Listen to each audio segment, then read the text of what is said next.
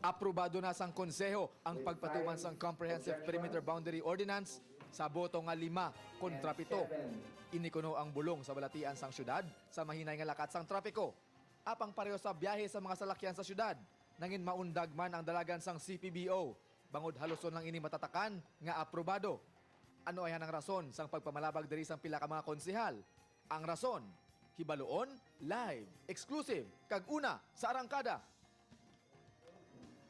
Kagupod na subong diri live sa studio si Councilor Jay Trenias, isa sa 5 ka mga nagboto kontra sa pagpatuman sa Comprehensive Perimeter Boundary Ordinance. Mayong aga sa imo, Councilor, kag salamat sa pagkadto diri subong nga aga. Mayong aga man, mayong aga Carol, Kate, and Giovanni, and sa tanan-tanan naton nga kapuso, nga bugtaw, subong nga aga. Mayong aga sa inyo tanan. So, Councilor, aprobado na sang City Council ang implementation sang CPBO, pero hindi smooth sailing nga matawag ang biyahe sang ordinansa. Actually, 8-5 ang botohay, including sa proponent nga si Kagawad Cardel Nava. Pero early on, nakita sang kadamaan nga kung isa lang kuno kamutanan ka grupo, daw mas mahapos nga makakuha sang unanimous vote on issues. Nga abala nga ikaw ya, wala nagboto pabor diri. Well, you know, maski sa previous naton nga mga sessions, no, unanimous ang atong mga decisions, it is because we were one with the idea sa mga ordinansa naton. But this is a very controversial ordinance. I don't need to say that because nakita naman naton sa radyo, sa TV, it's always bombarded, and Councilor Nava is the one nga ginabasol nila, no? Excuse me. Second. But ang aton na natabo sa council yesterday was ang wala nag-vote ang 5. It's because of personal reasons man, and our own personal research, and the people who came to my office, and I took their concerns to consideration. And what is our role but to voice the people's concerns. Yes. Base sa imo yang nga pag-istorya man sa mga pumuluyo nga nagakadto sa office mo, ano ang mga sentimiento nila nga nagtulod man sa imo para nga hindi ka magpabor sa ordinansa nga ni?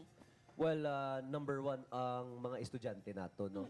Ang kadamo sang aton nga mga estudyante nga naga-eskwela diri sa siyudad sang Iloilo. That's why gani ginatawag kita Athens of the Visayas, because kadamo sa atong mga universidad dire, and kung pag-implementar sini sang aton nga bag-ong PBO, ang masaka ang ila galastuhan pamete pang-adlaw. And sa pagplete nila, ang hindi man ni sila tanan-tanan na daan makasarang, no, nga magkadto diri sa syudad. So that is a huge factor for them. And also, ang 100,000, there are 100,000 transient people nga nagasulod diri sa aton nga syudad. Meaning nga nagasulod sila diri sa aton syudad, 100,000 sila kabilog. Sugod sa aga, kag wala sila gatined diri until sa gabi. So, ang aton nga concern was Iloilo City cannot survive on its own. We have always been with a symbiotic relationship, not just sa first town surrounding Iloilo City, but sa tanan-tanan nga mga probinsya sa syudad sang Iloilo. Ang aton nga role sa council, hindi lang to govern the people who reside within the city, but it is our goal para man magmayo ang economic growth sang aton nga syudad. So that is one of the reasons nga nag-vote ako against sa pag approve sang PBO. And also, I would like to add, because ang problema naton is not passing more ordinances. And I've been saying this since ang kampanya, since the first day of the session, that it is futile for us to pass ordinances after ordinances, amending another ordinance, which in fact ang aton nga previous ordinance, which na-amend sinis ang aton nga PBO, wala pa gani ma-strictly enforce. Wala siya na-implement sang sakto. So, how can we say that this ordinance is not working? There are alleged corruption about sa Carpas, and and the council is going through an investigation on that. But that doesn't mean that the previous ordinance wala nag-work. No? So, wala That is na the nastudyuhan, implementation. Gid. Yes. Wala siya. Sa implementation lang siya.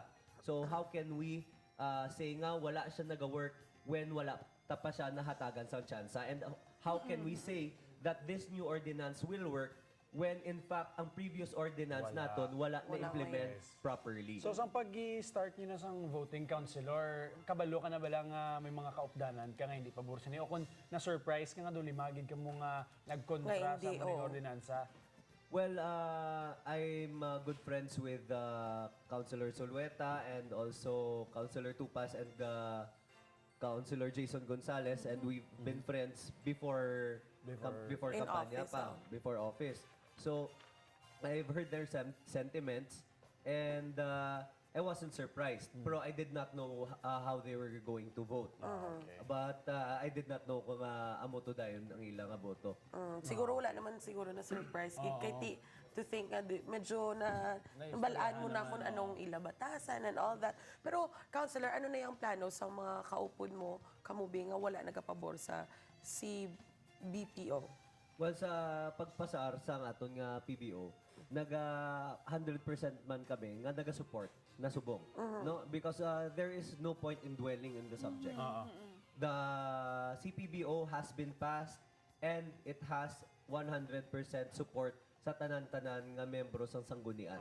Okay. And because if we dwell on that, wala may matabo sa aton nga syudad. Yes, so. And let us give this CPBO a chance. Maybe I'm wrong, no? And this could greatly benefit our city, but that was just my opinion and I wanted to voice it out. Okay. Which is my role as an elected official para sa sanggunian.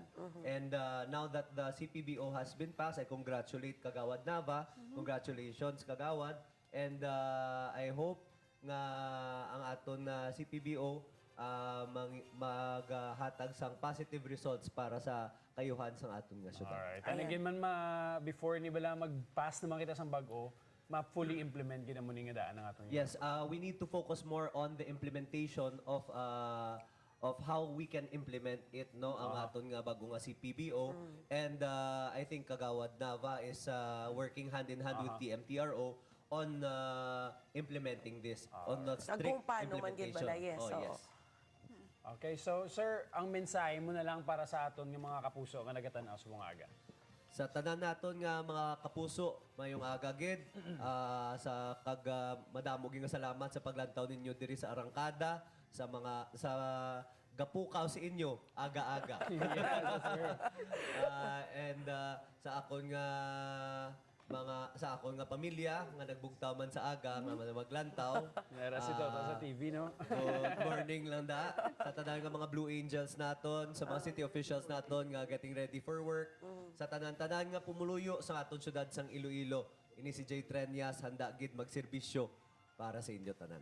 Ayan. Thank you very Definitely much. sa pihak sinister nga wala ka mo nagasugtanay sa isa lang niya sa isa lang niya abi ka topiko or sa isa lang ka issue, hindi maapektuhan ang inyong relasyon dira sa pag-ubra para sa pumuluyo sang syudad. Yes, because the number one thing sa aton sanggunian is the benefit para sa aton nga syudad. Alright, professionals tanan sila. Yes, oh Okay. yes. Counselor, thank you so much sa Thank you pag-share very sa imong insights party sa sining issue kag kabay pa nga sa sunod naman magbisita ka diri. Mas madamo pagkikita nga mahibaluan party sa imong mga plano, yes, oo. Kag kung ano pagid bala ang para sa kamayuhan sa tanan-tanan. Right. Thank you so much. Thank you. Ayan. Mga kapuso, dalala ka mo kay magasunod na ang Buena Mano Balita kag Shapa Reports diri lang sa Arangkada, ang trip mo kon aga. Counselor, thank you.